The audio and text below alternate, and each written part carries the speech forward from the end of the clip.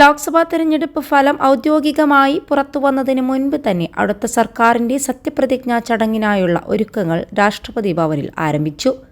ചൊവ്വാഴ്ച വോട്ടെണ്ണലിന് മുന്നോടിയായി രാഷ്ട്രപതി ഭവനിൽ പ്രധാനമന്ത്രിയുടെയും മറ്റു മന്ത്രിമാരുടെയും സത്യപ്രതിജ്ഞാ ചടങ്ങിനായി എത്തുന്ന വേദിയിലേക്കുള്ള അലങ്കരിക്കുന്നതിന് ആവശ്യമായ സസ്യങ്ങളും ചെടികളും വിതരണം ചെയ്യുന്നതിനുള്ള ടെൻഡർ ക്ഷണിച്ചു.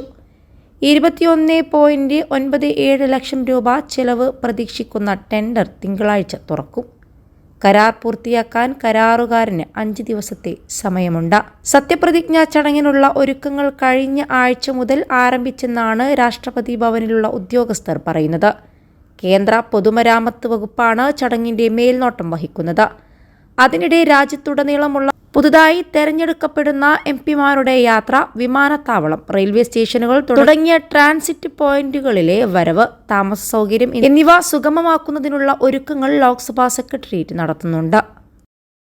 +2 ഡിഗ്രി കഴിഞ്ഞവർക്ക് വേൾഡ്സ് ഫസ്റ്റ് AR/VR ക്ലാസ് റൂമിലൂടെ സ്മാർട്ട് ഫോൺ എഞ്ചിനീയർ ആവാം. കൂടുതൽ അറിയാൻ വിളിക്കൂ ബ്രിഡ്കോ ആൻഡ് ബ്രിഡ്കോ.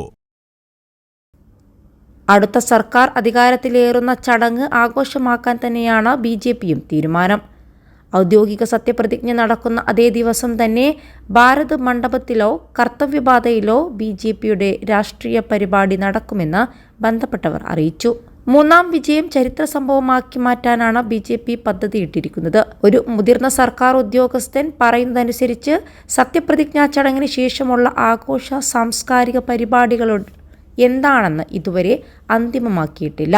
സത്യപ്രതിജ്ഞാ ചടങ്ങ് ജൂൺ 9 നടക്കുമെന്നാണ് വിവരം. അതേസമയം രാജ്യത്ത് 3ാമതും മോദി തരംഗമെന്ന് വ്യക്തമായ സൂചനകൾ നൽകിക്കൊണ്ടാണ് എക്സിറ്റ് പോൾ ഫലങ്ങൾ പുറത്തുവന്നത്. കേരളത്തിൽ BJP അക്കൗണ്ട് തുറക്കുമെന്നും എന്നാൽ സീറ്റുകൾ തൂത്തുവാരുന്നത് UDF ആയിരിക്കുമെന്നും പ്രവചനമുണ്ട്. 400-ലേറെ സീറ്റുകൾ ലക്ഷ്യം വെച്ച BJP 350-ലേറെ സീറ്റുകൾ നേടി തുടർച്ചയായ 3ാം വട്ടവും അധികാരത്തിലെത്തുമെന്നാണ് മിക്ക സർവേകൾ ഫലങ്ങളിലും പറയുന്നത്.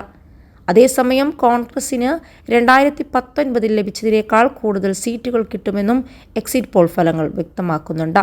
പശ്ചിമ ബംഗാളിൽ CPM കോൺഗ്രസ് സഖ്യത്തിന് ഒരു സീറ്റ് പോലും കിട്ടില്ല. തൃണമൂലിനെ പിന്നിലാക്കി BJP ആയിരിക്കും അവിടെ ഏറ്റവും വലിയ ഒറ്റകക്ഷിയെന്ന 3 സർവേകളിലും പറയുന്നു.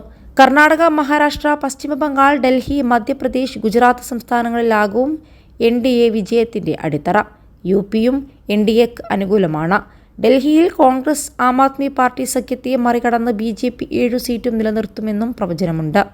21 ലക്ഷത്തോളം സന്തുഷ്ടരായ ഉപഭോക്താക്കളും 2 ലക്ഷത്തോളം തിമിര ശസ്ത്രക്രിയകളും പൂർത്തിയാക്കിയ മലബാറിലെ ഏക കണ്ണാശുപത്രി അൽ സലാമ ഹൈ ഹോസ്പിറ്റൽ റോഡ്, പെരിന്തൽമണ്ണ.